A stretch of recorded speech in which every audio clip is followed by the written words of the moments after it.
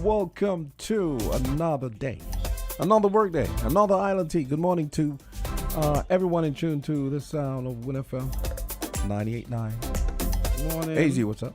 Yeah, I'm good. Good morning to everybody. Welcome to Island Tea. Today is the 23rd of May, Tuesday the 23rd of May, the second working day within the week.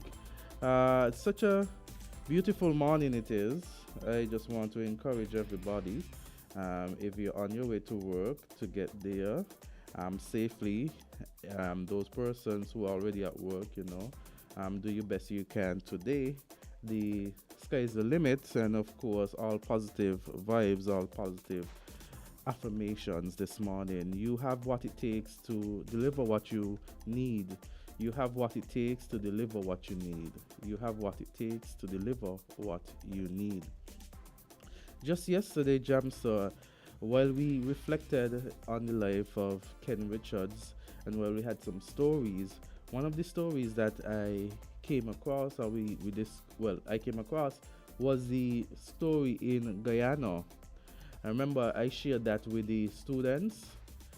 Apparently, based on news, it is saying that the fire was maliciously done. Based on what I see here, it says Guyana deadly Madia school dormitory fire maliciously set. It says that the Guyana Fire Services has confirmed that the fire, which claimed 19 lives at the Madia Secondary School female dormitory and left others injured, was maliciously set. So, the building in which the children stayed was described as a concrete and wooden structure with 5 doors and grille windows. At the time of the fire, it was reported that 56 children were at the dorm. And so we had the president of Guyana at the news briefing announcing 3 days of official national mourning, and as of 4 p.m., all flags to be flown half-mast in honor of these children. He described today as one of the saddest days in his life as president. He said Guyana is in pain. So, 19 souls lost, children, at this female school. And it says that it appears that the fire was maliciously set. And so, even though it's not here in St. Kitts and Nevis, it's still our CARICOM nation, another state within CARICOM, another state within the region. And of course, instances like these, as humans, we feel them because we too can relate and put ourselves in situations that are like this. And so we want to say, could only imagine the psychological damage to the parents of these children, the trauma to those who were around at the time of the fire. And we could only imagine the hurt and pain that all these parties are experiencing due to this tragic, very tragic incident. Yeah, I saw that. It's funny. Yesterday morning, when we started, I actually saw this story, and I was like, "Boy, that's messed up." And then you mentioned it. I think about an hour after, or 45 minutes after. Yeah. So, yeah. Yeah, and just based on reports again, it says the psychiatric unit at the JNF full to capacity. Police overwhelmed with dealing with psychiatric patients being held in police custody. That's another article done by WIN. It says that basically it has here a statement from the Director of Health Institutions in the Ministry of Health, Dr. Jensen Morton, confirm and shed light on these on the ongoing situation, not denying that the situation can be overwhelming. And this is a quote by him. He says, "Now, if the unit is full and someone presents when they are acutely psychotic, so psychotic that they cannot go on the more controlled part of the ward, or they cannot go on any other part of the hospital's compound without being deemed a threat to themselves or to others, cause, as I said, all of these strong rooms are filled. Cause all of these strong rooms are full. Sorry. The only other option that we have is if the person presented with a history of violence, which is 90% of the cases, the only other option is for them to be housed at the prison until we can make the necessary adjustments. It is not that persons who are mentally ill that are stored at the prison indefinitely. It's usually that they are there just until we can make the space with regards to the strong rooms, which they can be placed in a strong room until they are stable enough to be placed in a more controlled part of the ward. So it's like it's like an overflow stopgap type thing. Yeah, and it makes you wonder. I mean, we know that mental health is a serious issue, and I think sometimes we underestimate the impact of, a healthy mind, because many of us go through so many different things at different times, and it's often said that there's a thin line between sane and insane, sanity and insanity. Let's just hope. I'm just hoping that with all the plans for a new hospital, I hope like a total revamp and upgrade and expansion of the facilities at that department. Or what do they call it? The psychiatric unit. Let's hope that's included in their plans, because I mean, you take for example the housing thing we were discussing. Among other things, it seems like one of the things that was not considered is mixed. Let's say mixed designs, meaning apartments versus discrete homes and stuff like that. So let's hope the dearth of foresight and so on doesn't continue. So let's hope the psychiatric unit is one of the things that they hope to upgrade. I mean, even with the talk about a new construction, the construction of a new hospital, my mind goes back to ensuring that it's not just a new building, but to make sure the facilities, the staff, because you could have a new building, but if the problem still persists in terms of maybe exactly not being as efficient as it ought to be, very good point, Easy. Meaning the building is just a building. You're right, because I was talking about buildings and so on, but I hope that means, like you said, they're going to be using maybe newer forms of therapy and treatment and rehabilitation and that type of thing. So and perhaps even, I don't know how it is right now, but the resources perhaps to ensure that the resources are adequate to meet the demand of the population. But you saw that thing I posted in the chat. I think it was over the weekend, or was it? Yeah, where I was talking about. Let me see if I remember. Yeah, I was making a case that there's this person that was a person that has cancer. Apparently the cancer came back, and they were trying to crowdfund money for her treatment. And I think I sent you guys I basically sent you guys a chat that's a message. Let me read the message, because I think this encapsulates it perfectly for the listeners and gives them context and everything. So the post is, help my aunt raise money for cancer treatment organized. Oh, yes. And please support Queen Sherilyn. And so it's a GoFundMe set up for one of Nevis' finest and only two-time queen, Miss Sherilyn Blake, who was the last Miss Nevis Cannibal Queen in 1979. They, and so on. And she had cancer and it came back.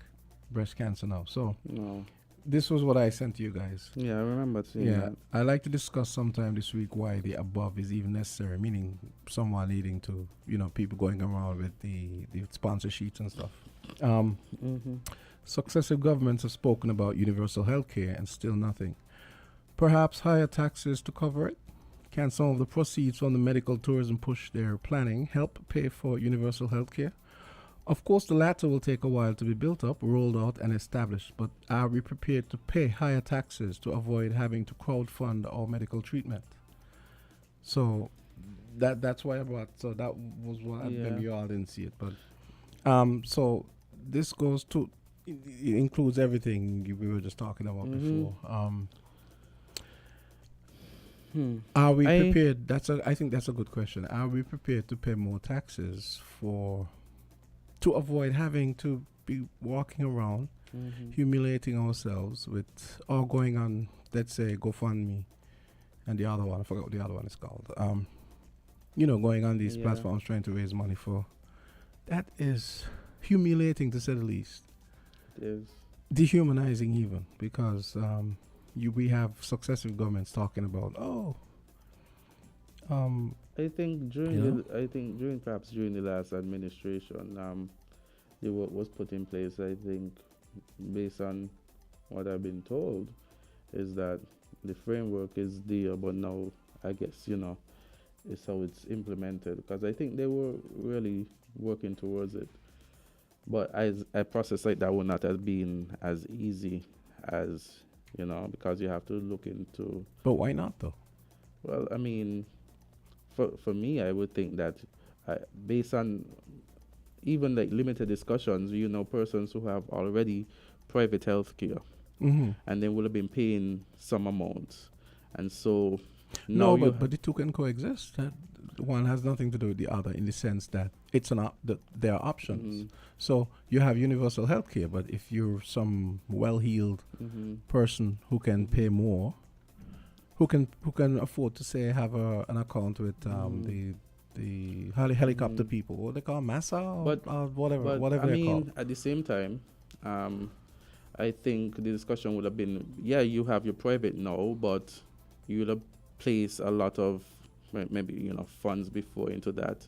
Then you have to, I think, consider, because remember, this one here would be from the government standpoint, and then you still have private companies that offer the same thing. So I think there was discussions between that. Yeah, but that's a false choice. You can have both or all. You pay 3 types of healthcare insurance. But who's saying no? I'm not only saying people are going to pay all 3. No. What I'm saying is you have the national option, right? The universal healthcare option.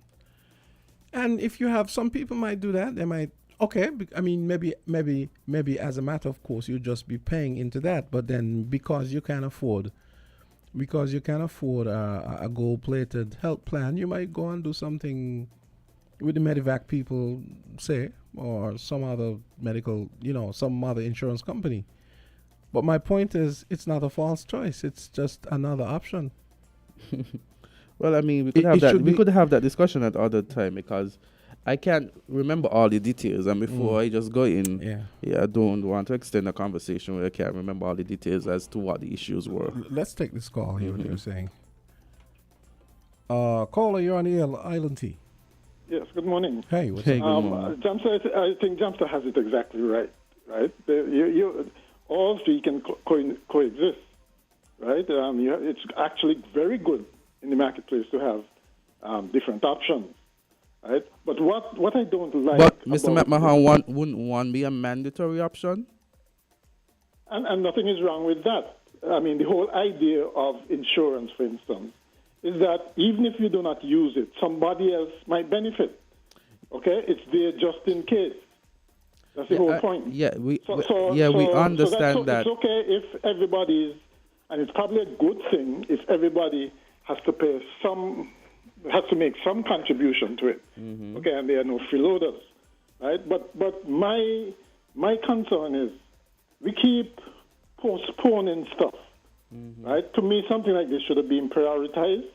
And remember, we're not starting from scratch, and we already have some elements of universal health insurance in the sense that, or universal health care in the sense that nobody gets turned away from the hospital if they're ill. You don't have to present a card or, those kinds of things, right? So that's an element of it already. The problem comes when you have these catastrophic illnesses, like the cancer patient, for instance. Yeah. Okay, and there's no reason why, even within, first off, in a budget cycle, you don't allocate, whether it is even $2 million, right, to take care of those instances. I mean, when the money is finished, it's finished. Or you can have some kind of panel that decides how to use that. But make some contribution to it so that people don't have to go through this humiliating thing of sponsorship and GoFundMe and those kinds of things. Right? Just do something. You can do something straight out the door without waiting for the perfect system, so to speak. Right? And that's what I'm not seeing. The urgency, the priority being assigned to this. All right, then. Thank you for your contribution. Okay. Thank you. Yeah, I mean, you almost sound like one of those selfish Americans. Azard, you saying, oh No, I'm not saying. I'm saying that one would be mandatory, but also, Jam, so you have to look into consideration those persons who would have private as well. I'm not saying that the universal wouldn't overall be good. No, don't misquote me or misrepresent me. What I'm saying is that discussion has to be done with the private insurance company and some communication or some negotiation. Why? I don't understand. If the government has a public option, and someone happens to have a private. It's not a public option. Would it be a public option? It's a public option. Meaning, if it's a tax, I feel like we should pay more taxes. If it's a tax, it will be a tax applied to all. So yes. Would it really be optional? Well, there are a lot of other things that are optional. You can't drive without a license. You just said that it will be optional. No, meaning option. No, option as in you can have a public. Mm-hmm. You can have the public universal health care, or you can have a private thing because you have a lot of money and you feel like, oh, I'm gonna stop pay. saying that people just got a lot of money. I don't. I don't mean it in a pejorative way. I'm just saying if someone got a lot of money. If someone can afford it and they decide, okay, I want to have a gold-plated health plan, that's fine. I don't understand why you. Because I think you have this thing that. Sometimes, I could be wrong, you have this thing that you think that people just lashing out money there. Like, if you have money to do more than one thing, you should just spend the money in more than one thing. No. Where are you getting this false choice thing from? Anyway, all I'm saying, we already have private out there. They would have to have a discussion with all the stakeholders. I also said that I can remember all the issues on this topic, but I was present at a conversation when it was being discussed, but I don't have all the we have the fisheries complex where we go and buy fish. They didn't have to go and have a conversation with the Rams who sells fish and Value Mart who sells fish. No, but I'm saying I still don't understand. You have this false choice notion in your head. I don't understand why. It's not either or. It's just it's enhancing what's already there and doing something that the government should have done a long time ago, actually. And but the question, none of that have I disputed in terms of something that the government should have been put in place. All I'm saying that there are situations, there are discussions that must be had. It's not just as an easy fix like you think or you're making it seem. So there are a lot of issues behind it.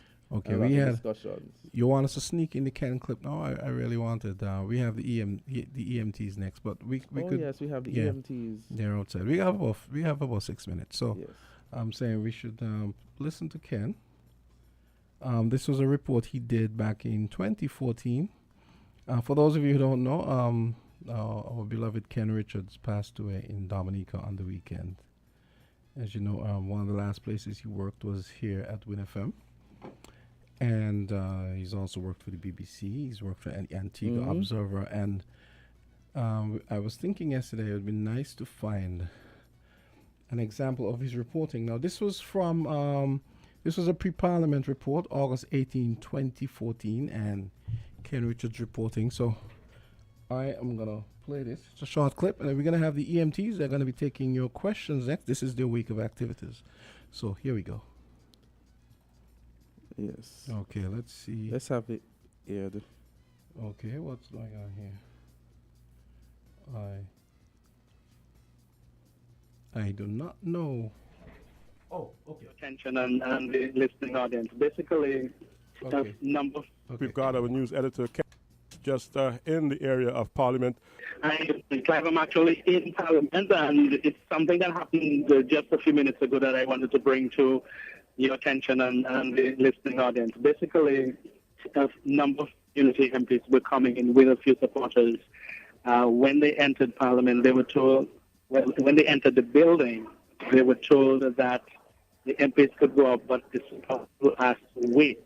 And the opposition MPs were not clear on why they were being asked to wait.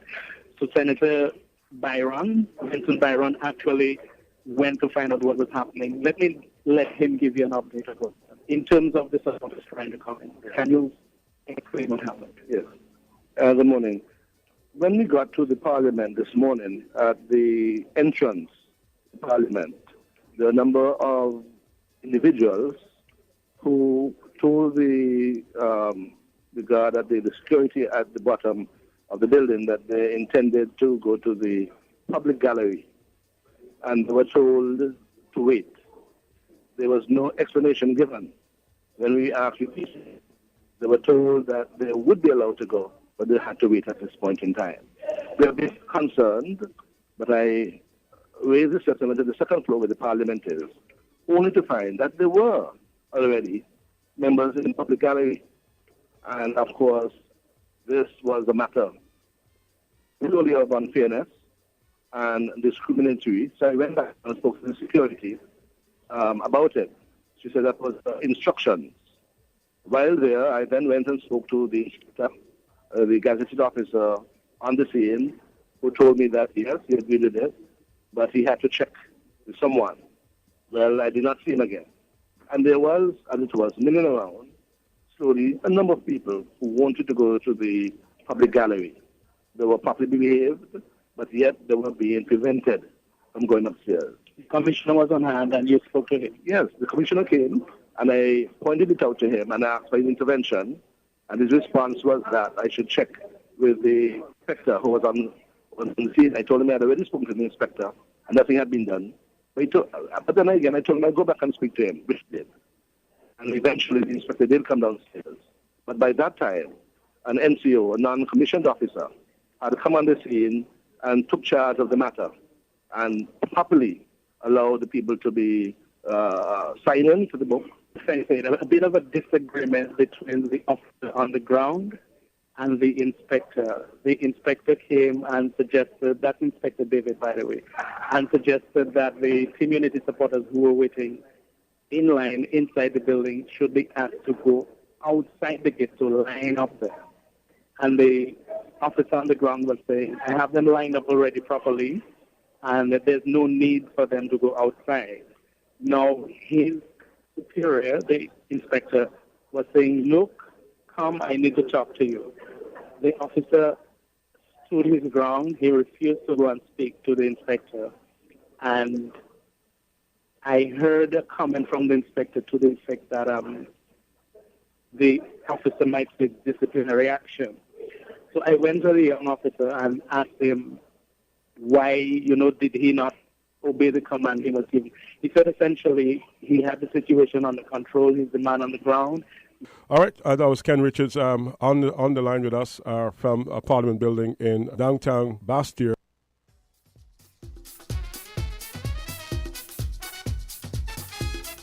So that's an example of Ken Richards reporting. That was 2014, just before Team Unity won.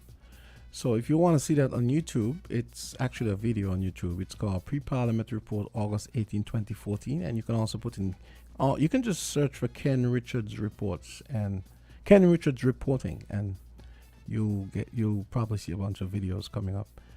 And thanks to Carl Herbert for pointing out this video to me. We've got the EMTs, the EMS. They are celebrating their week of activities this week, and they're going to be taking your questions now. I'm sure many of you have questions about the work they do. So let's go take a quick break. It's 8:30.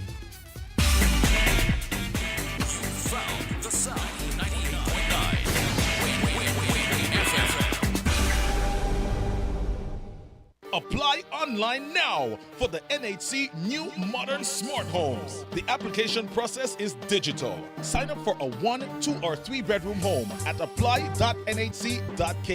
Create your unique ID and never have to reapply. Did you hear that? Never ever have to reapply. It's safe, secure, and saves time. No more paperwork. Sign up and free up your time by applying online at apply.nhc.kn. Contact us at 466-4701 for more information. NHC, raising standards. Enjoy the convenience of getting all your documents in one place. At the TDC Copy and Print Center on 4th Street in Basse-Terre, we do just that. We offer document formatting, graphic design, and copy and print services. Our team of professionals truly understand all your needs, whether it be administrative, professional, academic, or personal. You bring it, we deliver it with quality every time. Visit the TDC Copy and Print Center today in the TDC Mall on 4th Street in Basse-Terre or call 465-2511. Your copy and print specialists are waiting to serve you.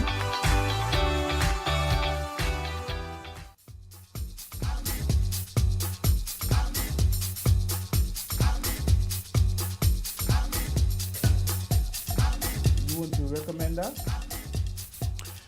It's 8:32, and you heard us talk about last week. We had the EMS here last week, and they spoke about their week of activities, which happens this week, and we promised you we would have them back in the lead up to Weekly Dose once again to take your questions about the work they do on the ambulance service.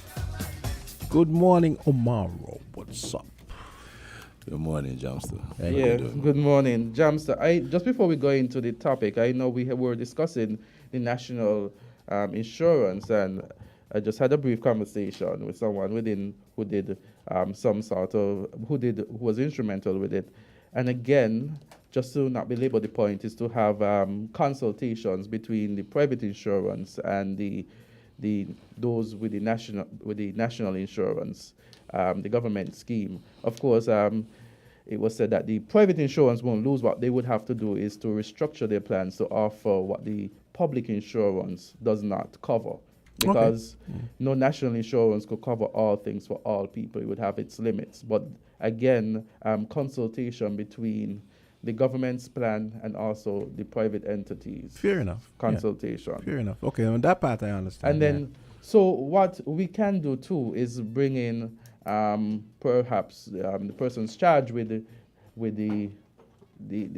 task of carving it out. We could probably invite them to have a discussion, because we don't know what the conversation or the consultations would entail, because it would mean knowing what the private would offer and what the government intends to offer as well. So that's why I didn't want to delve into it, because we don't know what they would be offering as opposed to what normally the private insurance company would be offering. Yeah, fair enough. Yeah. And let's hope that they consult with the EMTs about ways they can tweak universal health care. Yeah, that's what we were discussing before you came. Yes. So we are taking questions for the EMT. Omar, you could just do your quick thing. We have the phones are going already, just like last week. So be gentle. Well, for us, I want to thank you for having us back again this week. But we are celebrating internationally, the 49th year of EMS inception. And this year's theme is Where Emergency Care Begins. And it started out with a church service last Sunday. It was a beautiful service, to be quite honest. I did enjoy myself, the entire team, the entire body that was there. We had a large turnout. One of our partners, Public Works, was also in attendance, because they're also celebrating their week as well this week. And yesterday, we had a live interview on ZIZ online, television. Today, I'm back here with you, and my colleagues are actually heading out to primary schools at 8:30 3 designated primary schools. And we're going to try and see if we can do that throughout the year going forward, where we'll visit different schools with the permission of the ministry. So I want to thank the ministry for allowing us to use the opportunities to visit not just the primary schools, but also the secondary schools as well.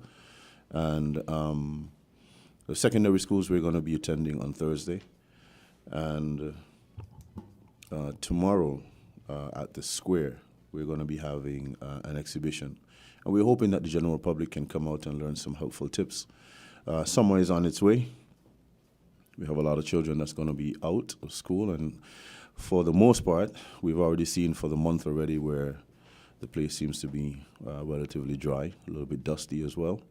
And we want to ensure that persons know what to do when it comes to certain emergencies like asthmatic attacks, near drownings. We're hoping for no drownings at all this year. And we would like to admonish the children, please let your parents know where you're going before you leave the house so that they're not surprised in any way, shape, or fashion when it comes to an emergency. Please be aware of that.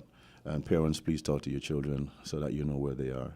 All right? Yes. On Friday, we're going to have a mini motorcade through the streets of Bastia, nothing too intrusive. And on Sunday, we're going to have an appreciation dinner for the staff. Okay, sounds good. Like ambulances having a parade could be unobtrusive or non-intrusive. You know, I thought the same thing. I thought just looking at the ambulance, because I was going to ask him what vehicles were going to be used. Ambulance. If persons don't know what is going on prior, they probably have a panic. That is exactly why we're actually doing it ahead of time. Yes. We're bracing everyone for it. And hopefully we're trying to, I can't say whether or not it would, but we're actually trying to see if we can have some of our emergency partners with us, such as the fire and rescue, and also the police, because we do work hand in hand when it comes to emergencies of the humankind. So that will be, and to be quite honest, there are some police officers that have emergency care training, and also from the fire services as well. So we're pretty much, Let me start with the first question. Does the fire and rescue services EMT team train with you guys when, for example, when they come in and they have to train up for their ambulance division? Do they train with you guys, or it's separate? Well, it used to happen that way, but at present there isn't an ambulance service that's attached to the fire. Oh, they don't have an ambulance anymore? Not at present, no. Okay. So if they are going to be developing that aspect of it, then they definitely would be doing that. But for the most part, for right now, the ambulances are pretty much with the health institutions. So they don't have one packed over there now? No. Well, when they respond and there is a need for ambulatory then you service, go. Okay. We're then contacted. Yeah. Why? One of the reasons, or any of the reasons why that might have been separated. I don't. That actually happened way before my time. Okay. It actually would have been done in 1999 when the initiative of EMS on St. Kitts started. Because prior to 1999, it was the fire services, because I'm actually a former police officer myself. And what we used to do when we were in training school, the time the fire bell rings, we're up and at 'em, and we're over to the fire station to assist. We're on the engines, we're going out to fire calls. And that is one of the ways where back then it used to be just load and go, as we would say, in the business, where you pick up the patient, you render whatever first aid care, and then so you head police to the hospital. officers were engaged in assisting, rendering police assistance. officers, as a part of their training, it is and should be still a part of their training to have first aid. Because they'll probably be in certain situations the first respondent. They are going to be a first responder, yes. Okay. Yeah. The EMS, the EMT Omar Hodge on deck here. He's taking your calls. The numbers are 466-0989, 662-0989, 762-0989. The magical numbers are 089. Yeah. You just interchange 762, 662, Exactly. and 466. So give us a call. I'm sure you guys, I'm sure there are a lot of people out there fascinated, curious, interested in what the EMTs do. So this would be a good time to call and find out as they celebrate their week of activities. It's 8:40. Jamster was saying before the show that last week was the first time he met someone from the EMT. I never said that, but anyway. well, see. You remember when you had me at the Yeah, fire services? I had him with the fire service. well, Jamster himself is a former EMT, so he would have met himself first. Yeah, very briefly. Very briefly. Okay. Yeah. We have a caller. Oh, Caller, wow, go right Jamster. ahead. Yeah, caller, go right ahead. Hey, good morning, Jam. So Hi, good morning. What's up? Mr. EMT. Good morning, sir. Yeah, I am an example of good service from you guys. Thank you. Mm-hmm. Because at one time there, I went to the hospital and everybody thought that I was unconscious. But I was conscious. Mm-hmm. Uh-huh. And while driving, I heard one of you guys tell the driver, step down. Mm-hmm. On the gasoline. Mm-hmm. I said, okay, that's good. He's a trained guy. But I want to ask you all now, when you are giving the demonstration, right? Mm-hmm. Now, a lot of people going to panic because they don't know what is going on. The sample or the example that you are going to use, like going for a sick patient, why are you going to have somebody knock out the patient with a baseball bat? and then people going to say, he dead, the man dead. And well, to be quite honest, what we're going to do is a lot less dramatic. What we're going to do is actually field questions and teach some skills. So what we're asking the public to do, we're going to have a tent set up where you can come in, get your glucose checked, get your vital signs checked. But we're also going to have mannequins on standby so that you can come in and we can show you some of the things that you can do in lieu of us arriving once you're going to call. I'm going to hang up, but I don't think you guys who work for the EMT should move away from Joseph and France Hospital. Because you guys are smart MT servicemen. So you don't need to move from there and go to no smart hospital. Thank you very much. Thank you for calling, sir. Yes, thank you. Okay. Yes, so we don't have any calls at the moment. So is there what was the most surprising thing? Okay, we have a call. Okay. Caller, go right ahead. Good morning, gentlemen. Hey, Good morning. Good morning. Just want to say thank you for putting on your exhibition and making preparation for your simulation. I think that we should have lots more simulation done by not only the MTD fire department do normally put on simulation, but we need some from the police too. And we do get simulation from the Defense Force because they always want to be in a ready mood. So what you're doing is highly commended. Thank you. The question that I'm asking, though, is that I will make this statement before, is that there normally be panic among the civilians of whom you are trying to help, or who you was trained to help, or who you're being paid to help. And it is called, what you're doing is giving a service of which you are trained to do. But my question to you is, what is your expectation of those who you are trying to help from the citizens of St. Kitts when you approaching a scene, like there's an accident, there's an injury of someone? What is it that you expect them to do to assist you, to make it easier for you to get to the patient, to get your job done? What can the public do to assist you? Should they just stand back and watch? If you could elaborate on some of those things, your expectation when you go on a scene, that will help you get your job done at a professional level. I will listen to the rest of you, and I will not bore you with all these talks. So let you do the talking. This is your show. Have a good day. Thank you so much for your contribution, Carlo. And thank you for the question as well. It actually is a very, very broad question. But let me answer it this way. When there's, as you would have intimated, a traffic accident, for instance, when the call is given to 911 or to the JNF France hospital, to our dispatcher, please answer all the questions. From the general public, please don't get frustrated by the questions. The questions are necessary so that we know what we're getting ourselves into so that we can prepare. In the case of a traffic accident, you would find that it may be a 2-car collision, it may be a 4-car collision, and then you say there's an accident. They're going to dispatch one set of individuals to the scene. But on getting there, they find that there's multiple casualties. Now they have to scramble to assess all other persons or potential patients around the area before trying to get additional resources to come in to assist.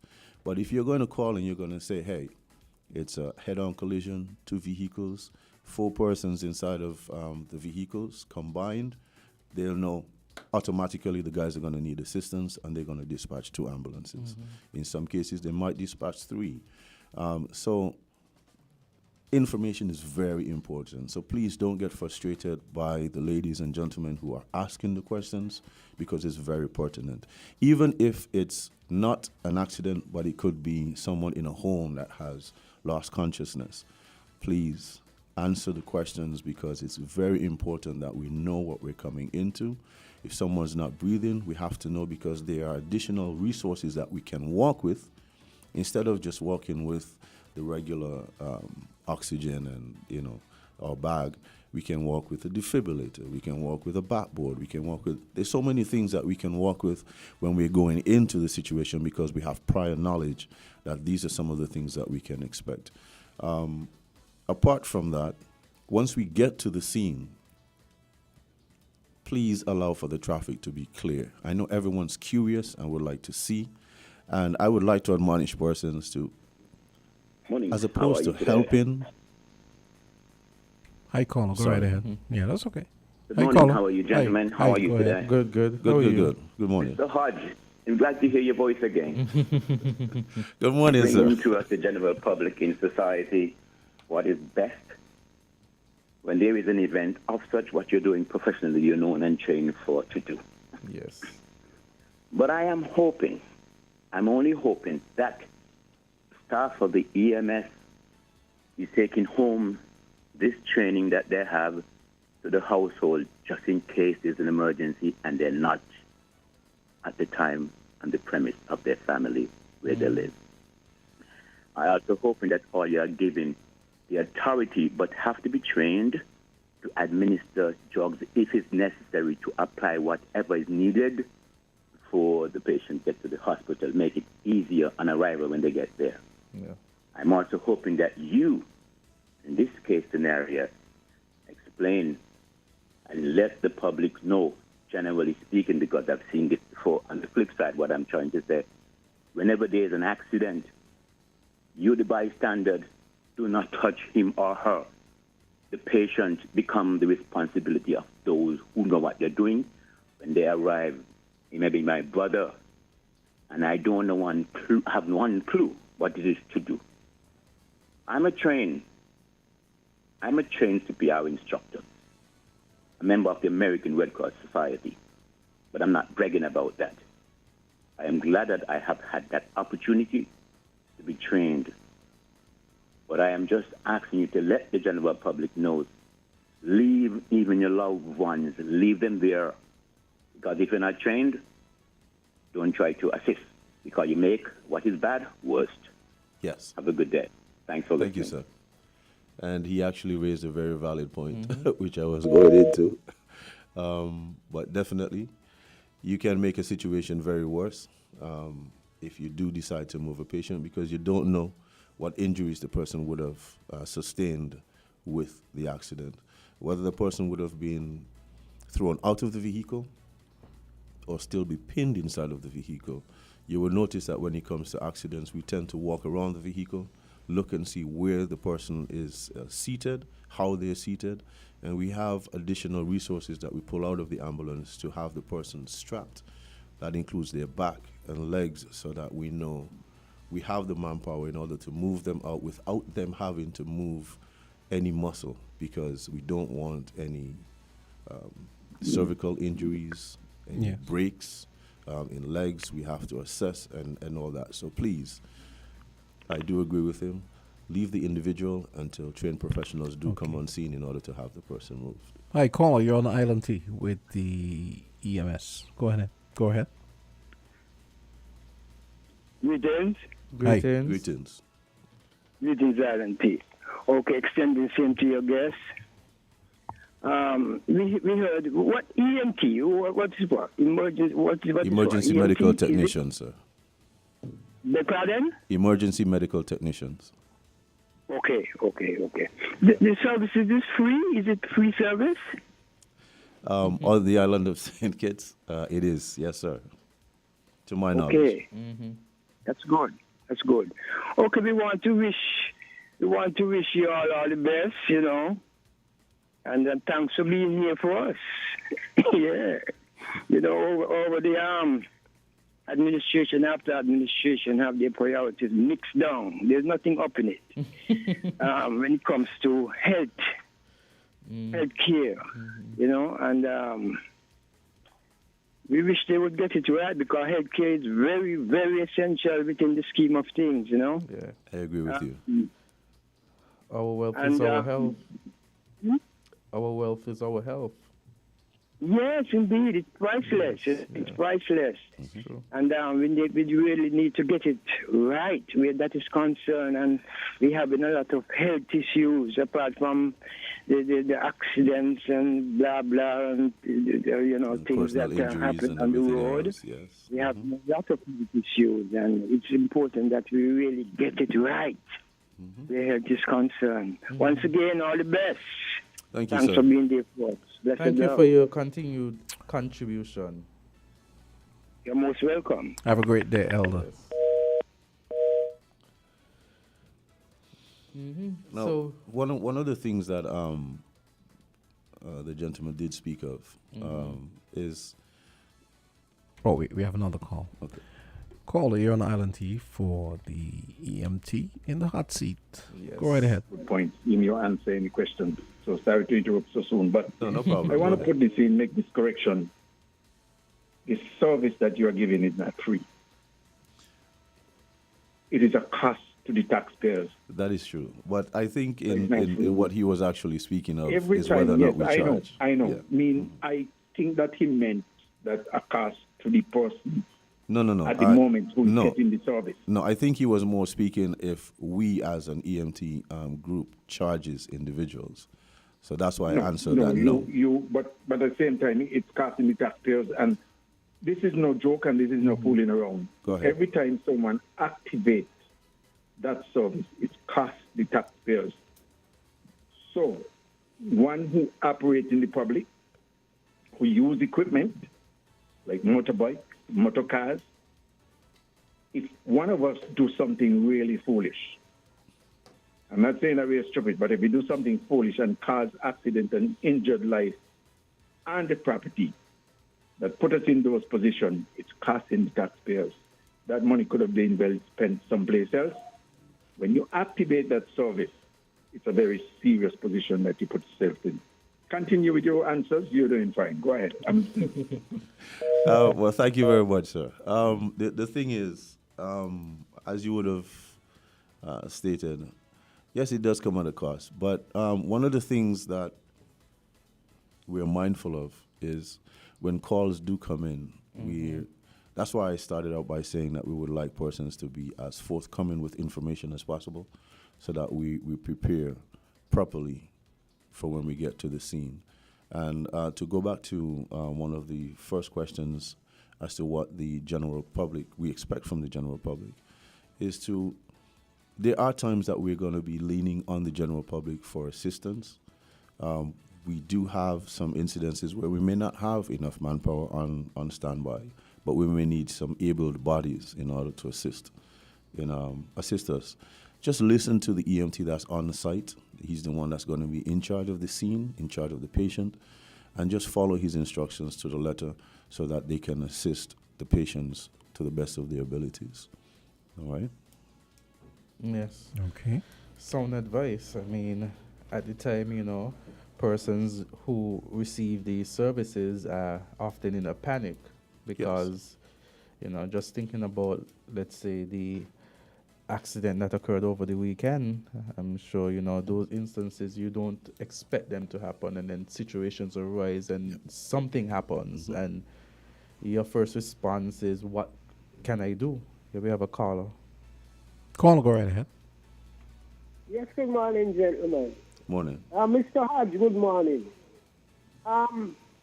We want to know if you are the dialogue with police, like have brief meetings with police for the amount of accidents and so you all are calling now.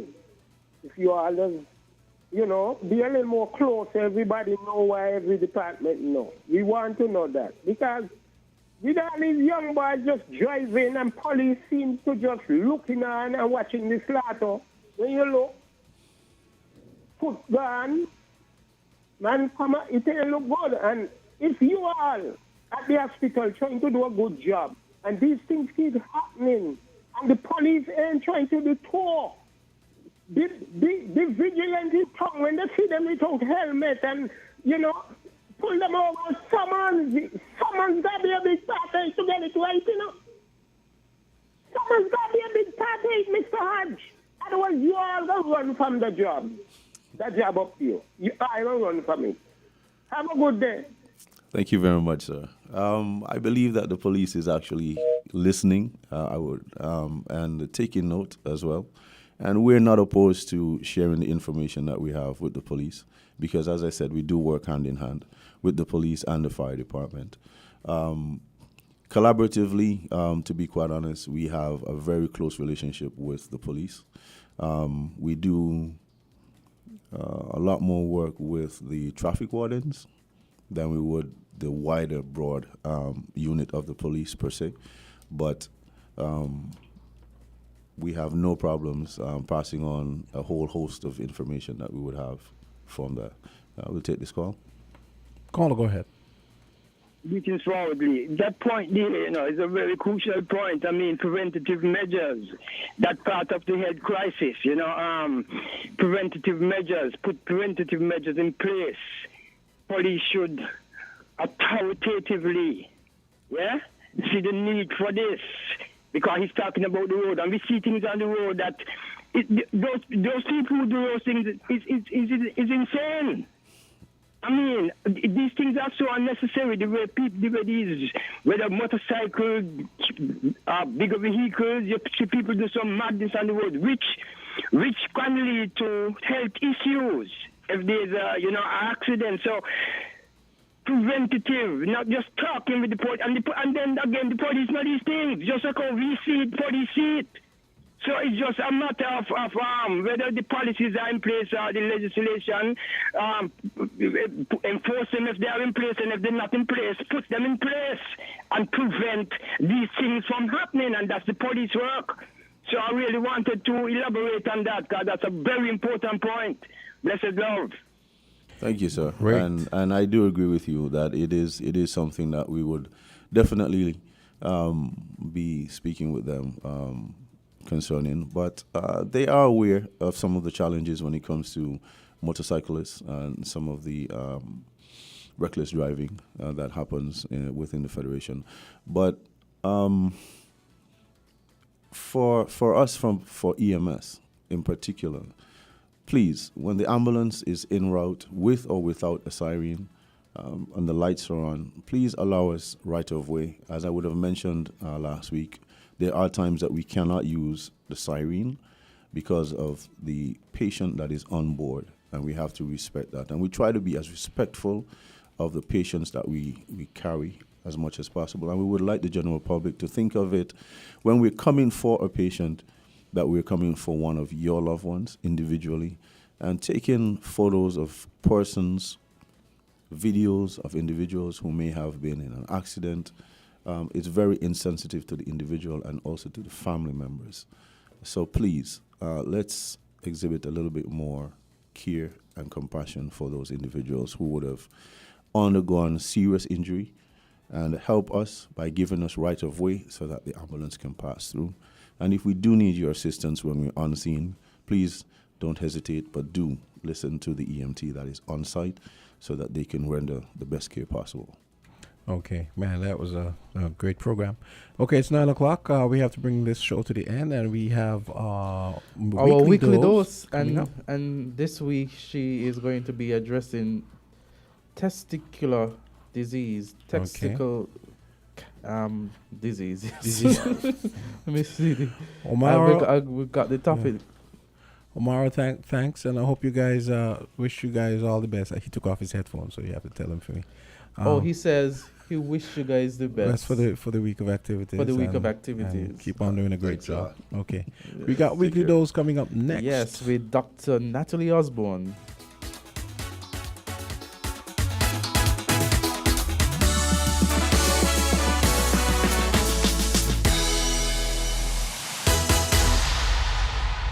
WINN is 98.9. 98.9 is WIN FM. Buildings damaged by an earthquake are dangerous. This is not the time for sightseeing. You could be in personal danger and your presence could hamper emergency responses. Also, stay away from areas prone to landslides, low-lying coastal areas, lakes and streams that lead to the ocean. Do not head for the coast until local authorities tell you that the danger of a tsunami has passed. Curiosity can kill. This message is sponsored by the Australian Government, AusAid, and produced by NEMA in collaboration with WIN FM. Here are your Horseman's Value Mart IGA specials from May 18th to the 31st. And now your Value Club Blue Tag specials. IGA and Essential Everyday Salad Dressings, $10.99. IGA Margarine, just $23.99. IGA and Essential Everyday Frozen Waffles, $10.99. IGA and Essential Everyday Honey Beer Clover, $19.99. Bigelow Teas, $10.99. Suavitel Fabric Softener, $19.99. And now our very low weekly value deals. Nor rice and pasta side dishes, $7.99. Essential Everyday Ketchup, just $4.99. Essential Everyday Instant Oatmeal, $11.99. Arm & Hammer Deodorant, $7.99. Centrum Vitamins, $44.99. Extra Liquid Laundry Detergent, $22.99. Shop Smart, Shop Value Mart. Sea listo y haga sus compras aquí en Value Mart. Give your car some TLC with CNC Auto Services Limited, located on the Bay Road Industrial Park, Bastyr. We're your local agents for genuine Honda parts. Plus, we've got some sweet deals happening right now on suspension and brake parts, ignition coils, coolants, oils, and filters with tires priced at $188. We've also got car batteries at the crazy low price of $345. So don't wait until your car is in dire need. Stop at CNC Auto Services and Honda today. Telephone 465-9317. For some speedy service and some unbeatable prices, your ride will thank you.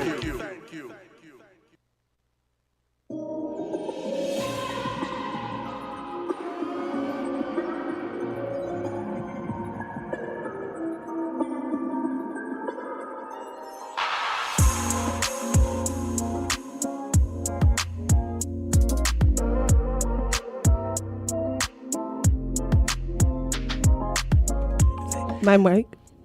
Oh, it's okay. 4 minutes after 9 o'clock. Yeah. And it's time for Weekly Dose with Dr. Natalie Osborne. We're here. Yes. And Dr. Osborne, when I saw the topic yesterday, I was like, oh, I've never thought about this. Testicular diseases. Yes. I know our men oftentimes feel like they're left out. So, you know, when they call me, they'll say, oh, you're talking about the ladies or issues that affect the ladies. So today we're going to be talking about conditions that affect the male. And you testicular diseases or testicular conditions, they are very important because they can affect a man's sexual functioning. And I know that would pique the interest of our men. Yes. And fertility, if you want to have children, a young male, and you want to reproduce, you want to be sure that you have good testicular health, of course. Exactly. So we know that the testes, they're called the testes or testicular, or sometimes colloquially we know that they're called the seeds or the balls. They originate when the baby is being created inside the mother's womb, inside the abdomen. So they start there. And when the fetus is born, they should come down, pass to the groin, and go down into the scrotum or the sac there that is behind of the penis. And there should be two. They're about the size of two large olives.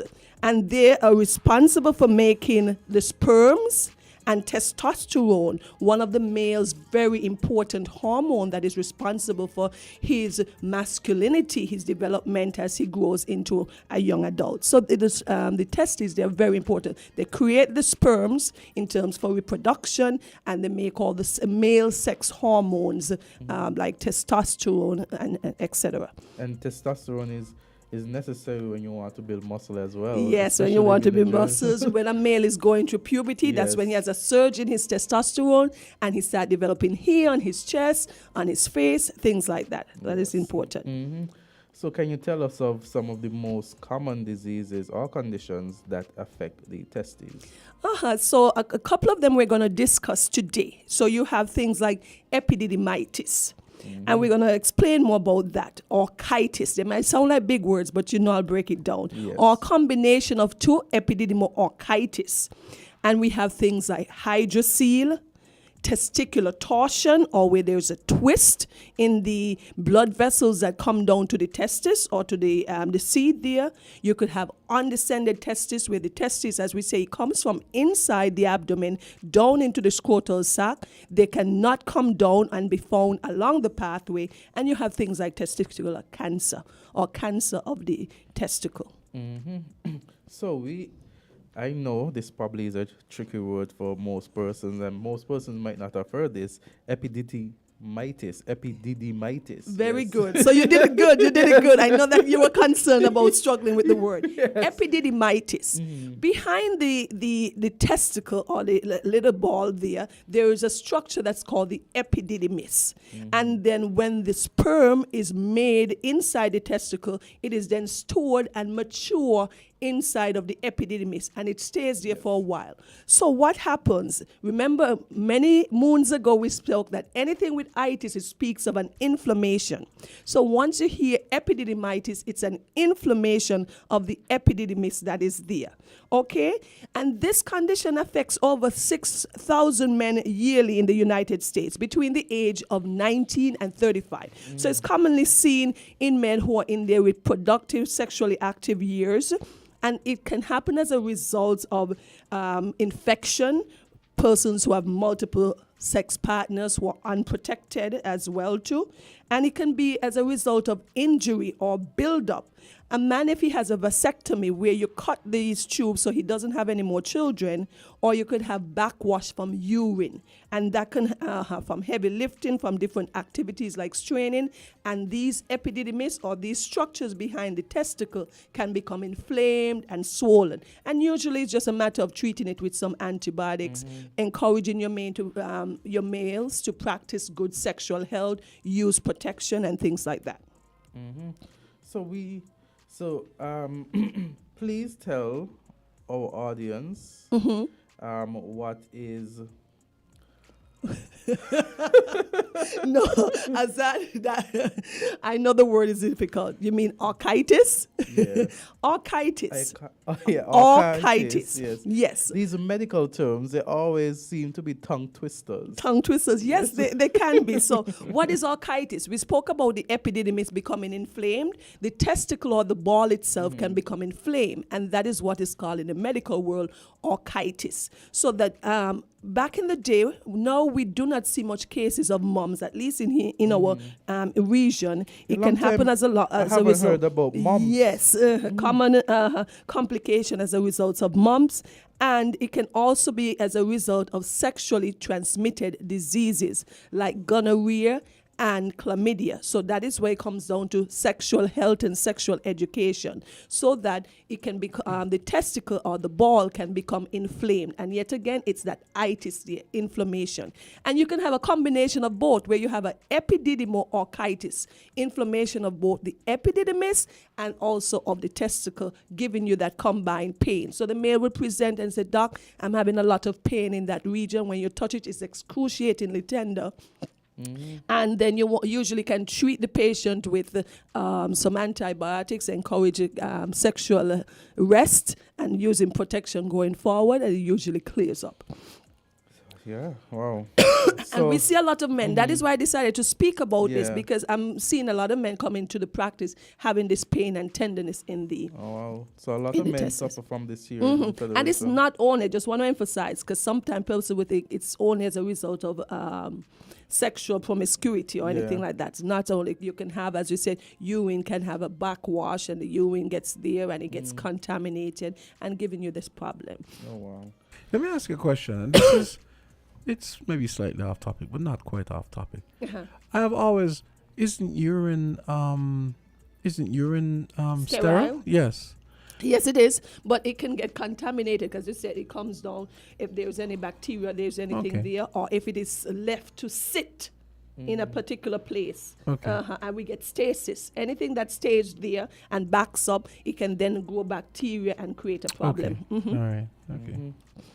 So, hydrocele, sorry. Hydrocele. What is hydrocele? That's another condition that affects the testicle and the scrotum there.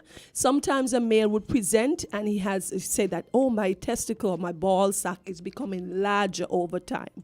And then what it is filled with fluid. So it's a buildup of fluid around the testicle inside the sac. It's usually benign. And this usually happens over time. It can be as a result of trauma. It can be as a result of chronic infection. It's not really painful, but as it grows, it can have some pressure there and some discomfort. Okay? Oftentimes it happens after a trauma. A man may have been playing football or doing some kind of physical activity, and then you have a little trauma there. Then it creates that fluid over time and it builds up. Okay? But most of the time there's no obvious known cause, but you know that the fluid is there. And it is easy. The man would come, you'll examine him, you could touch it, you can see how it looks. And they said that you can use a light and transilluminates the light. You turn off the light switch in the office, you use like a pen light, and you can see it glow through it. So it's a classic physical examination.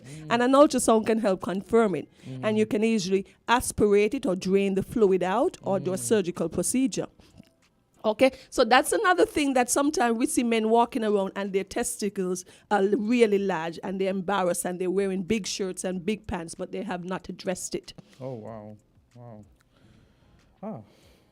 You sound scared, Azard. Don't be scared. You know, you're talking about, men and what we possibly can go through. Yes. You seem really alarmed.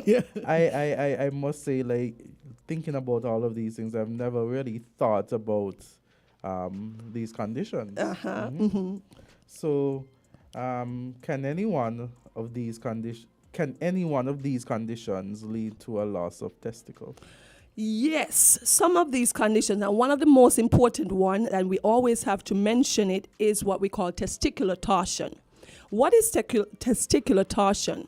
You know that the blood vessels, when it comes down, the testicle is followed by the blood vessels, because every organ needs to be supplied, given the blood vessels bring the nutrients, oxygen, and everything to keep it alive. And so it have the arteries and the veins. But what happened? Some persons can have a congenital condition, young boys, where that the testicles are not fixed properly inside the sac, and they can twist easily. And so you can have that twisting where you twist the blood vessels. It's almost like a string and a pole or a hose. When you twist it, it cuts off the flow of the water. And once you cut off the flow of blood to the testicle, it's going to be die if you leave it alone. It becomes ischemic, very painful and stuff. That happens often with young men between the age of 10 and 15. One of the classic presentation is usually high physical activity. Your son would come home and say he's been playing football all day. And then in the middle of the night, he starts having this excruciating pain in one of the testicle area. And you say, you're going to take him to the hospital. We do an ultrasound. We realize that the blood flow is cut off. So it's usually associated with high physical activity, especially in young males. It's rare to see in older males because it's usually associated with some congenital or a malformation that the child would have been born with. So when you see that condition, you would go in and untwist it. If this surgery is not done in a timely manner, the testicle or the ball can become ischemic and die, and you'll have to remove it. And that can be very traumatic for a young man. And of course, it would affect his sexual health and his fertility as he grows older. So if we find that condition in surgery, you untwist it, you fix it, and you repair the other side. Because once it can happen to one side, it can happen to the other side. Remember, the males have two testicles or two testes, one on each side, that are independent of the other. You know, I don't know if this still happens, but in like primary school and secondary school, they had, you know, they would have games where when males hit other people in the groin. You know, that used to happen in yes. Intentionally to cause pain. So I always used to look Guys, at that. we do stupid stuff as kids. I always look at that and We think do a lot of stupid stuff. and think, what craziness! Like, why would you want to do that? You know what kind of pain that is. But very painful. I'm not sure if that still happens in school. Cause you know when you're children, they do a lot of. I guess rough play and stuff like that. But they hit each other. Let me amend the Bible scripture. Foolishness is tied up in the heart of a boy, not a child. So I guess you being female would have been privy to that. Yes, because I didn't know you did that intentionally. Because that area is quite sensitive, and you don't want to. So you haven't had any patients where the mother comes in and says, "Well, my child was rough playing and has been hit." In that area that... Not intentionally, or they would not... Sometimes the story, by the time it gets to you, the story is not the same. You know, there's some sort of modification and exactly what happened. Yeah. I remember one time in junior high, right? I was getting licks, and the strap wrapped around and ellipsis. Okay. Yeah, the strap wrapped... Yeah. Came around your waist or something. Came on there. Or between your thighs. Yes. And struck you and there. caused pain. And caused severe pain. Yeah. Okay. I'm sorry. I brought my mother up for him. No. I'm not playing. I'm serious. And in times when you have fights, and so people would say, okay, then the vulnerable area of a male is that part. So once you hit in that part, you could always hit and yes, defeat. Especially when that's a woman's defense defense mechanism. So when you're being attacked or harassed, that's a place you want to go. Yeah. Yes. Gotta wear cut pieces for these chicks, man. So, what's undescended testicles? Okay, so undescended testes, that's another condition that can affect the male. So we said that the testicles originate from inside the abdomen.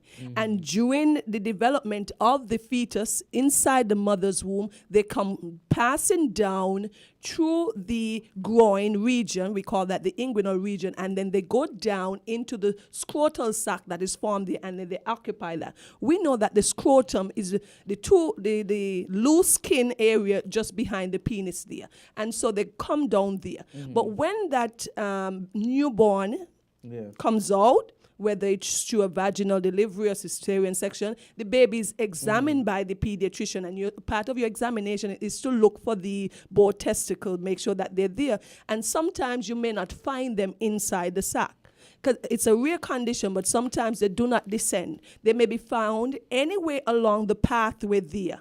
And it then behooves the surgeon, the urologist, to go look for these testes and bring them down into the sac where they can develop normally. If that is they're not found in the pathway or they're inside the abdomen, they have to be removed because they then become non-functional if left. So this has to be addressed, and usually it is stated that you have to address it before the child gets to puberty, because it can also lead to a rare condition of developing testicular cancer. Oh, wow. Yeah.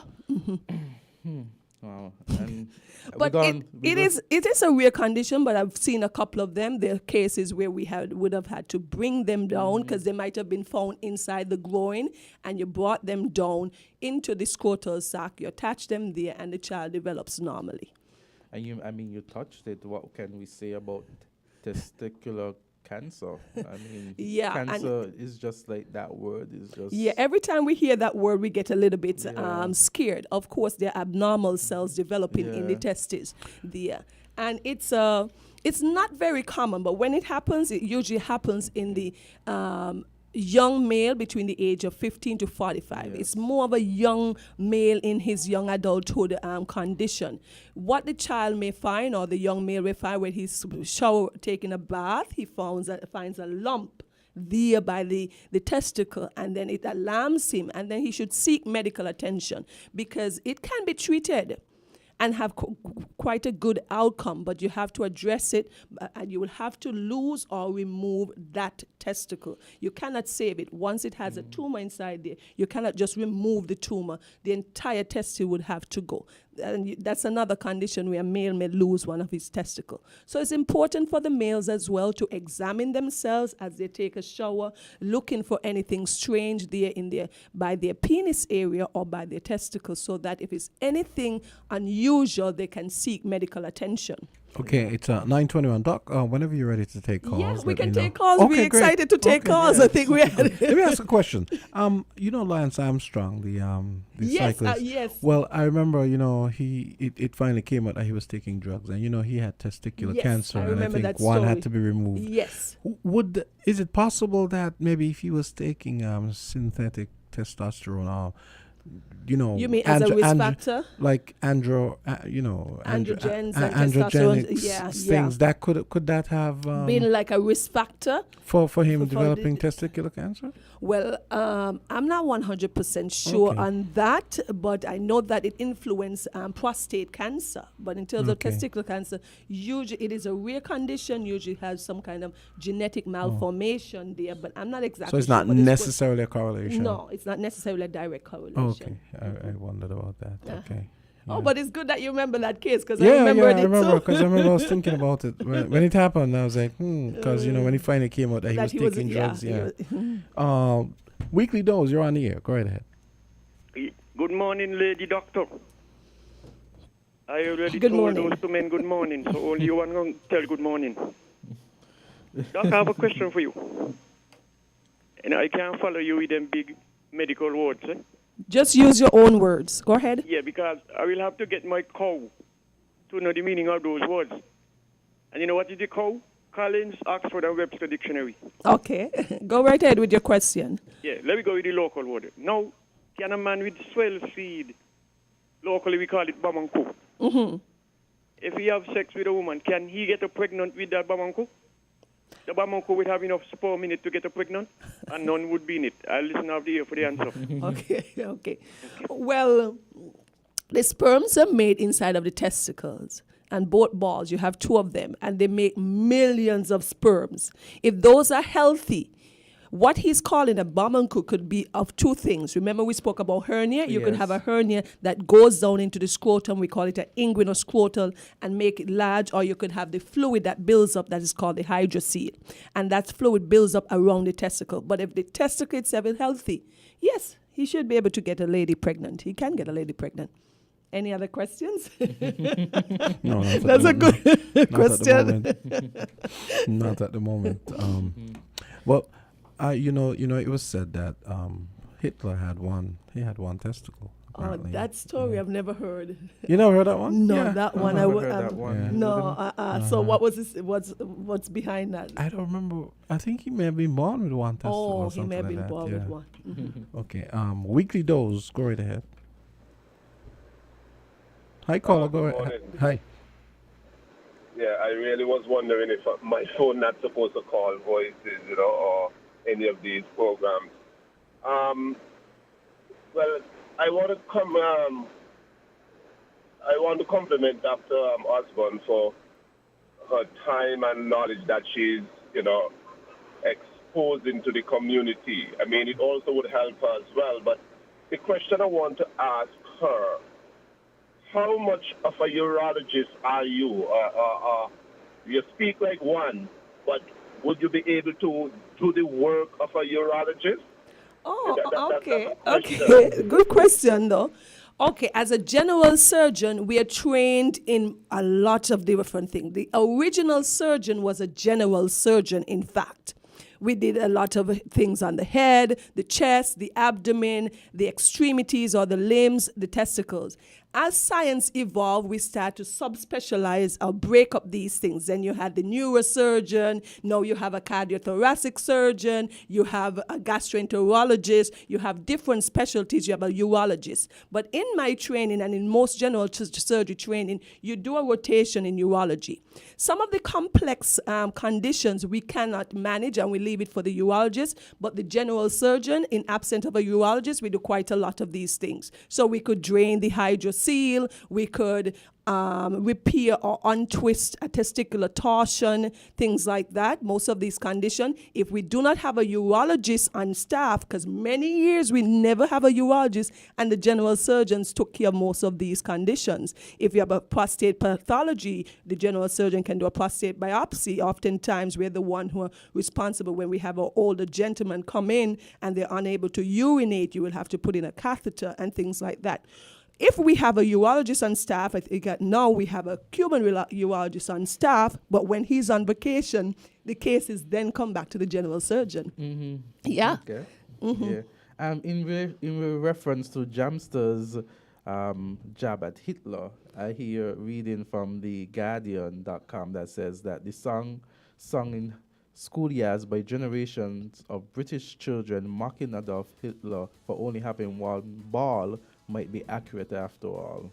And they're saying that he says that records taken during the medical exam following Hitler's arrest over the failed beer hall dispute that they had in 1923 show that he suffered from an undescended right undescended right testicle. Okay, good. So, Jamsa, you've been reading.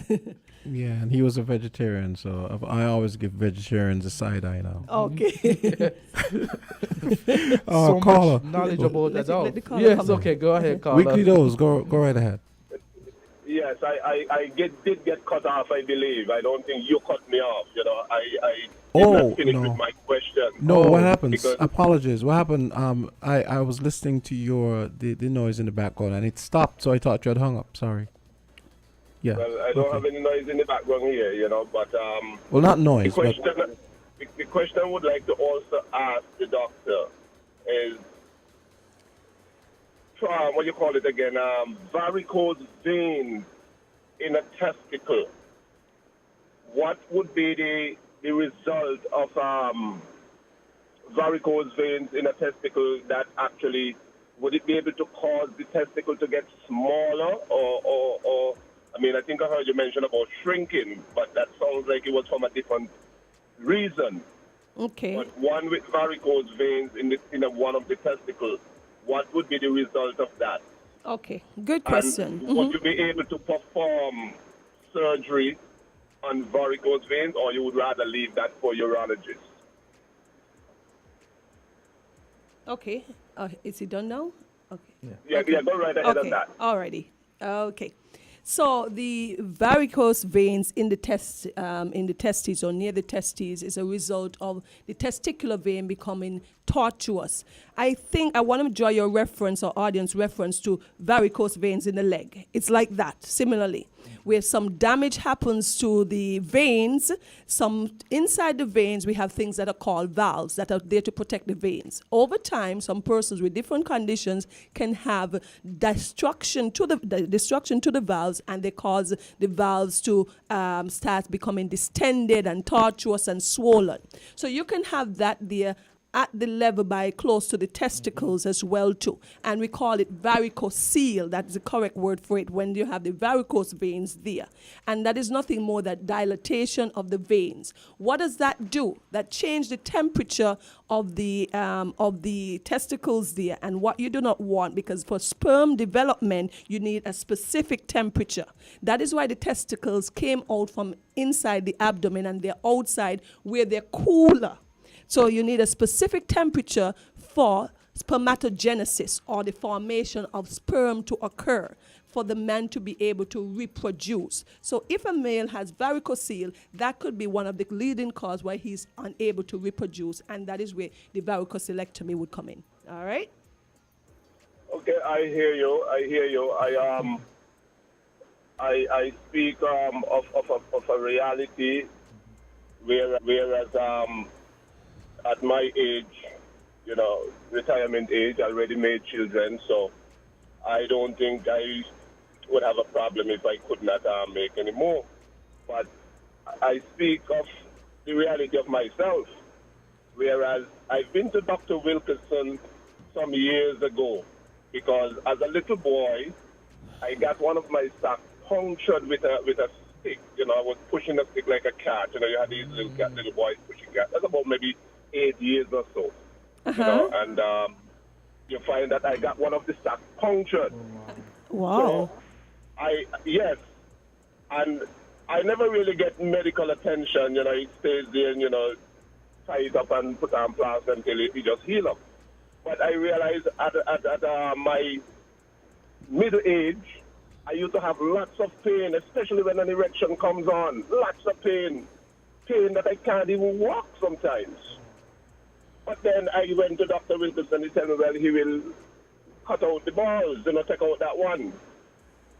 But I never really let him do it, I don't really have that problem anymore. But the thing is that the varicose veins are still there. I've been to Dr. Hodge. He did that scan, and he said, well, I should see a urologist on that. But I never really pay much attention to it because it doesn't bother me now. I don't know if it's because I don't have any sex for so long now that it doesn't really seem to bother me, Okay. But, thank you for sharing your story. It's very small. Mm-hmm. That testicle is very small, different from the other one. And like I said, I was able to make children, and I am now a grown old man, so I don't think I need to worry about that. Okay, but thank you. That's basically the situation. So, what do you think? You think I should still take that surgery and get it out? Well, I do not have an opinion unless I would see you and see exactly what's going on there. So I cannot make an opinion like this over the ear like this. Okay, caller. Alrighty, thank you. Thank you much. Thank you much. Yes. Thank you, caller. I mean, he shared his experience. With us, yeah. So we, Oh, that's it. It's at 9:32, so we have to wrap. Give the last word. Oh, well, Azard, any comment as a male who may at some point, and I hope not suffer from any of these conditions? Was it educational? Did you learn anything new? Yeah, I mean, I was able to grasp my mind on what are the possibilities, but I'm thinking would not be an eventuality. Yes. So, I mean, it's something to consider. I mean, as we think about male health, yes, we often think about diseases and, diseases in females like the breast and everything like that. Even though it could be, as you said, in males as well, but the chances are much less. Correct. Thinking about testicular diseases, I don't think I've wrapped my mind around that before. And so I think that the conversation was very enlightening.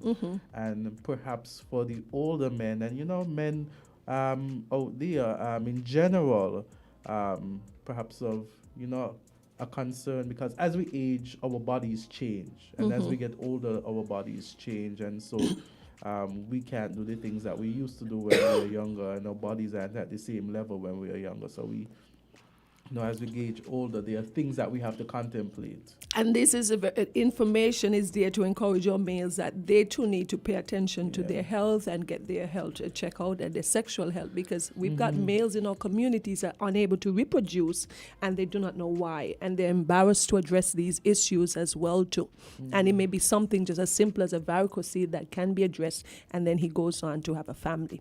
So the information is there now. We would always revisit it over the years, have different discussions, and it's always a pleasure to be here with both of you guys and to discuss it with our listening audience. It's good to have you, Dr. Osborne, to enlighten us on some of these medical concerns, conditions, diseases, Okay, next. Yeah, it's really good. Jenkins here. Oh, okay, then we have our next segment. So yes, thank you so much. Okay, nice. It's 9:35. We have the Jenkins Leadership Group. They're coming up next right here on Island T. Yes.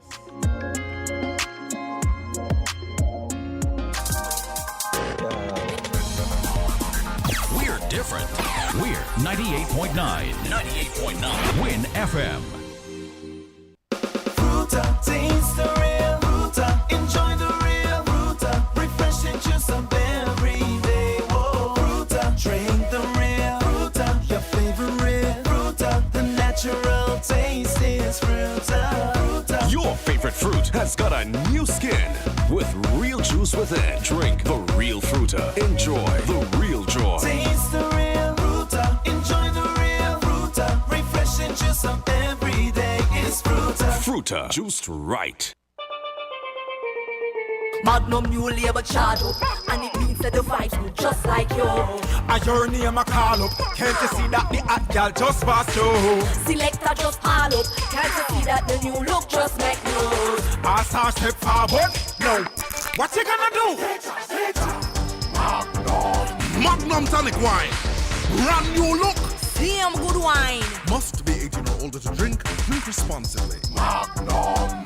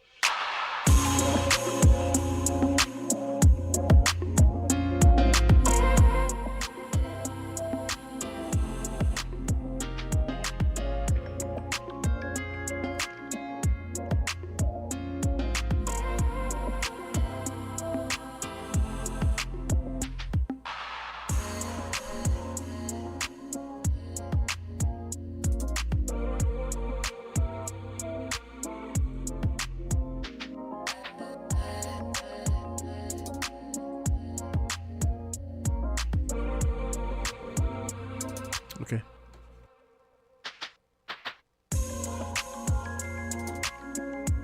It's 9:37 and we've got Sage Senior, Peter Jenkins, in studio. Yes. Got to give you flowers while you're still here, and you're gonna be here for a long time, so don't even try that. Don't create a bigger target, please, for the, for the shots. Yes. So we have Mr. Jenkins, and we are talking about the leadership program that you have. So tell us, I know you've had some lectures in the past. This is its 10th year, correct? Yes, 10th grade, 10th year. Yes, and a number of things are happening, a number of things have happened. So tell us what is happening now. What can we look forward to? Well, I want to ask Jamster to disabuse his mind of those thoughts. That's the first thing, even though he was being kind.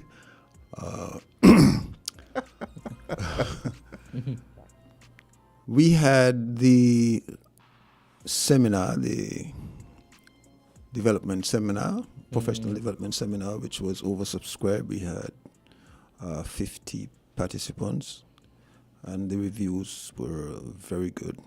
And then we had the public lecture by Dr. Samuel Scott at the CFBC College, and it was a very brilliant presentation, and we have to take steps to have it further published or publicized, or so that persons who didn't get the opportunity to either attend or to listen could get the chance to benefit from his wise counsel. Definitely. So we're going to be trying to do that sometime probably in the next month or so.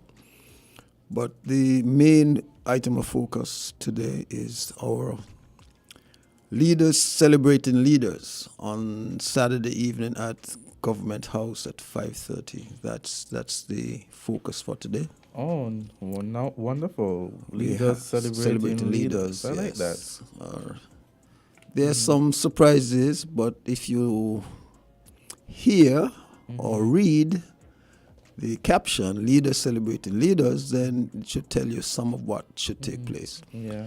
But in addition, we will have Candisie 5. I think they're one of the bigger bands on St. Kitts for the younger people like Jamster.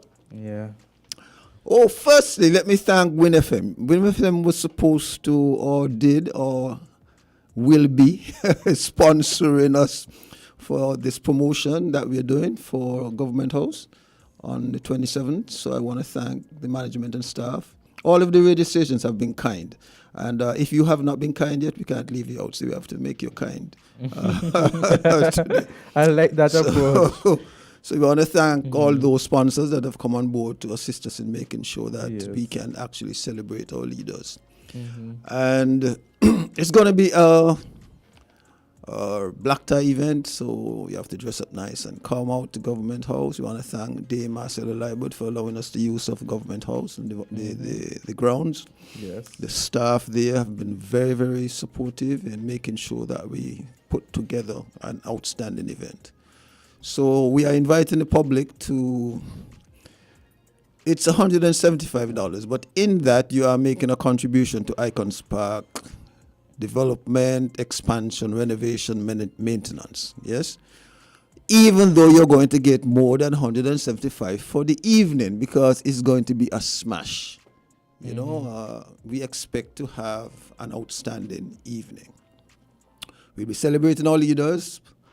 At the same time, we want you to have an enjoyable evening. So tickets are $175. You can get them at Plush on Keon Street, opposite Dr. Law's office. Or you can get them from Jenkins Limited, opposite Uncle T's on Keon Street. Yes. So if you have not yet contributed as a sponsor, still have time. The budget is a big, big budget that we have to cover. And if you have not yet bought your ticket, give support to the community of McKnight because that's where the park is and that's where a lot of people go. Not just people from McKnight, but people from all over the island go there and relax. Children go there and they learn about their leaders, the persons who have made a way for them, you know, before. So we think it is a good cause and we're asking for the support of the general public. Could you, I know you just said it, but could you repeat the time of the event and the place and the price of the event for the tickets? So for Jamster's sake, because I think I understand how he thinks. Yes. The price is $175. The location is Government House, and the date is Saturday coming, Saturday the 27th of May at 5:30 in the afternoon. We go from 5:30 to 9. That's the duration of the event. 5:30 And you can collect your tickets on Plush on Keon Street, opposite Dr. Law's office, or at Jenkins Limited, opposite Uncle T's. That's the restaurant that's the the kitchen for a lot of people. Uncle T's, opposite your kitchen. I'm sure you have it now. I mean, yes. We are good neighbors. Fries, let me tell you. Yes. But even and consistent. I don't understand it. All over the years, the same taste. The chicken is really good. Yes. And I think that they have one of the best burgers. I honestly do. It's very. For real. I like it. It's very soft, and you know. The consistency is scary. He's right. Yeah, it's consistent. Consistent. You get the same. You know, there's no variation up and down in the quality. No. And you know, you could tell the taste. I mean, we're going off topic, but the taste between all of the other. He's a leader in fries and burgers. You have the ready fry. You could taste the difference between ready fry and Uncle T's. They're all different and brands. Kelsey. Yeah. So you have and ready fry itself has its own brand as well, its own taste. Yes. Maybe Peter should have him in as a guest lecturer. Probably. You know, his brother and my dad were very close. Okay. Yeah, when he started a Wings restaurant at the airport. At the airport. Yeah. Okay. Way back then, when Wings was swinging. Yes. So everything has its time. So This time is for the leaders, the leaders in the course, the leaders in the program. We're going to be celebrating leaders, celebrating leaders, and that's on Saturday at 5:30 at Government House. Black tie event. You dress up and you come nice, and make it a memorable event. Make it a memorable event, and it's nice for couples to come out and bond. The wives pull out the husbands. Get them to come out and have a wonderful evening. Or if you are dating, it's a nice event also to kind of come and bond. Or just a line for the group. You might have a group and you can just come out and. I'm gonna have to give you my DJ card before you leave, so that I can be the beneficiary of some of these activities, these shindigs. You will receive on condition that you come. What? No, meaning no, I want you to come. DJ services. That's what I'm talking come. about. Or DJ services. Yeah, we have a little code in our group, right? That once you are in the group and you provide the service, you get first call. If you don't have someone in the group, then we go outside. Okay. So what you should do is come in the group.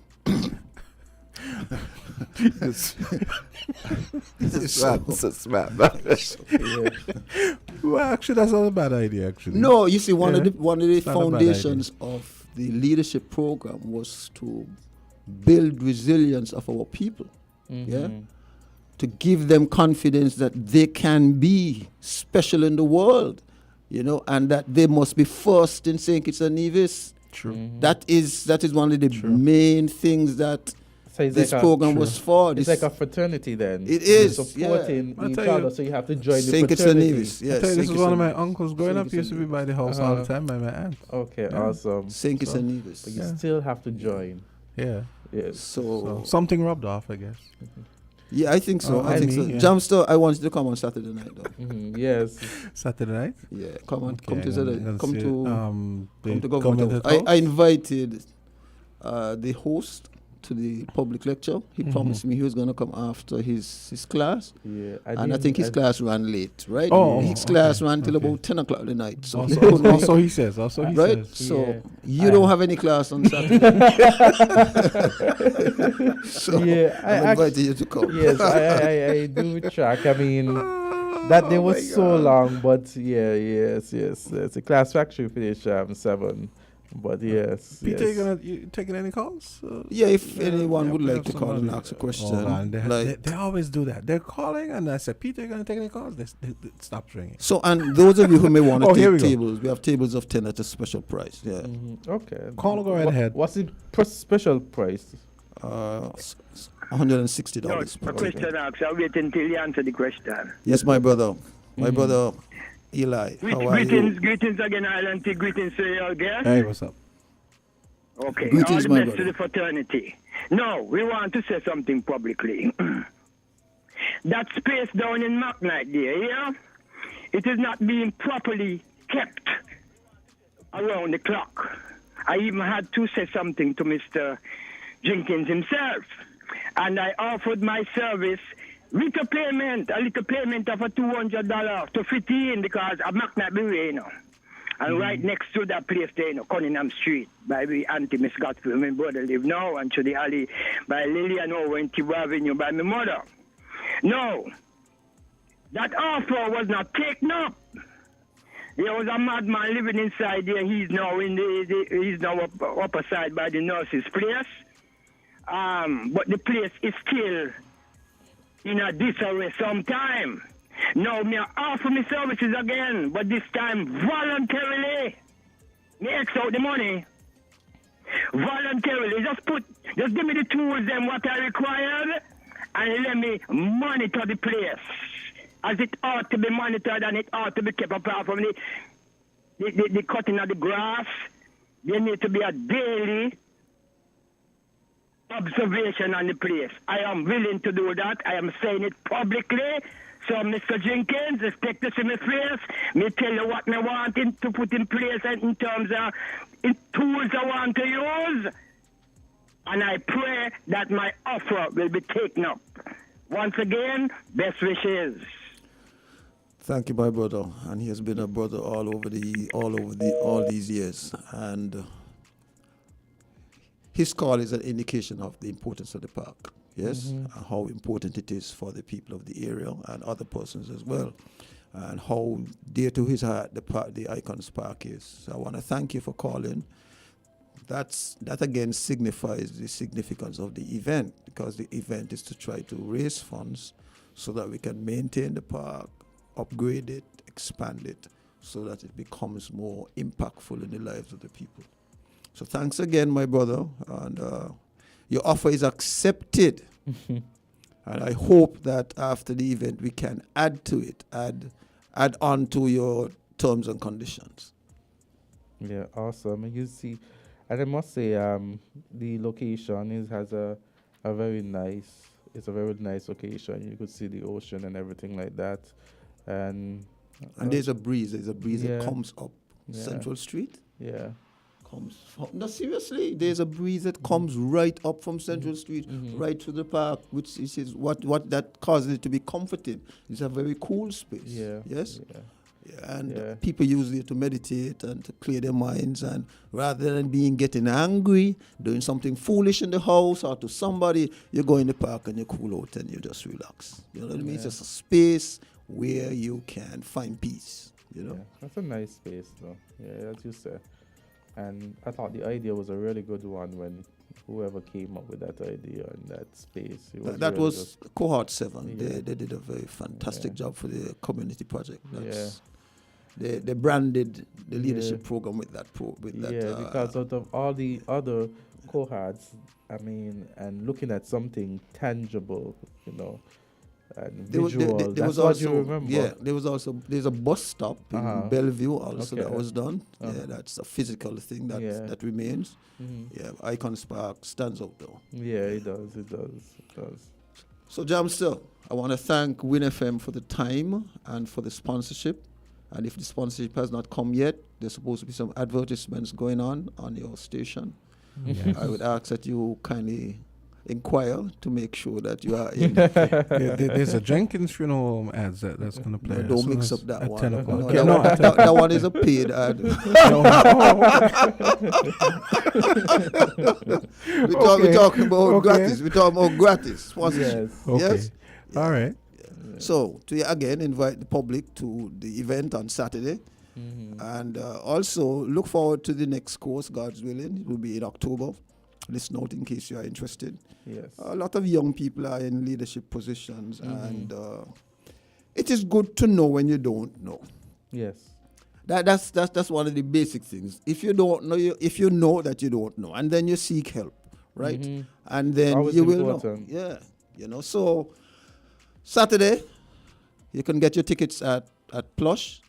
And Jamster, please, before you go off the air, please remind the general public of remind Azard to speak about it before he signs off on his outro. Okay. To invite persons to the event on Saturday. Yes. And as you say that, I have to be reminded. I'm reminded now to talk about our farm report tomorrow. Yeah. Rodney King, who is a banker, a senior extension officer, manager of the Indian Castle Fruit Tree Orchid. He works for the Department of Agriculture in Nevis, and he looks at over 40 acres and 10,000 fruit trees and coconut trees. He'll be on the show tomorrow with the farm reports and enlightening us on what is happening. So Rodney King, guys, look out for Rodney King tomorrow on the farm report. Or not Banker, but Banky. I think that's his name. His nickname Banky.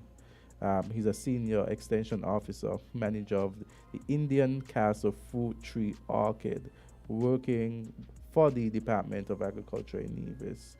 40 acres, 10,000 fruit trees and coconut trees. So he has experience in farming in a large extent. Well, what we would consider here a large extent, Yes.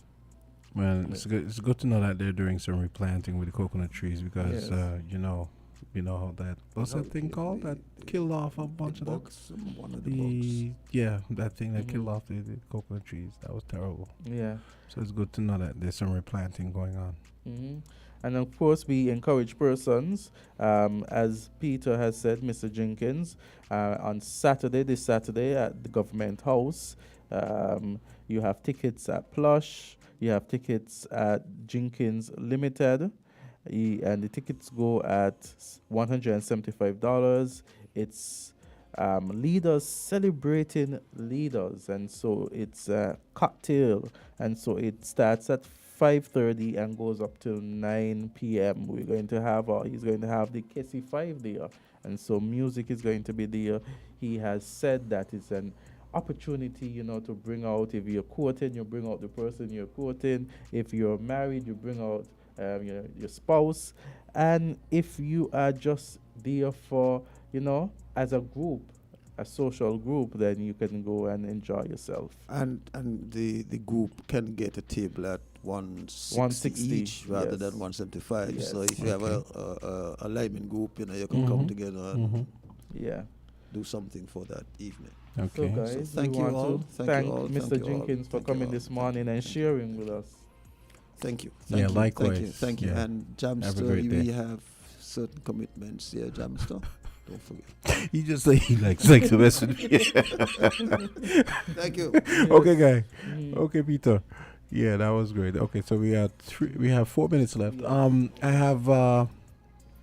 have Pastor Connor on the spin cycle. He's going to be talking about a gospel event that's coming up.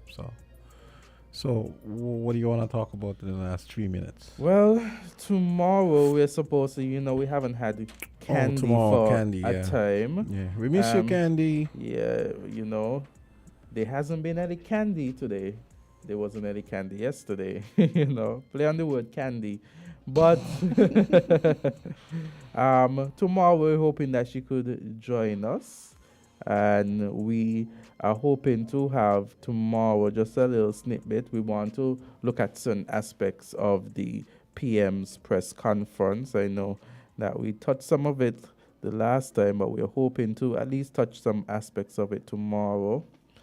We're the other parties that are having conventions, so we're hoping to hear from them. We're going to reach out to them and see if they could give us a little insight as to what their convention would be like. And also we have the farm report tomorrow, and so we have fruitful discussions to be had.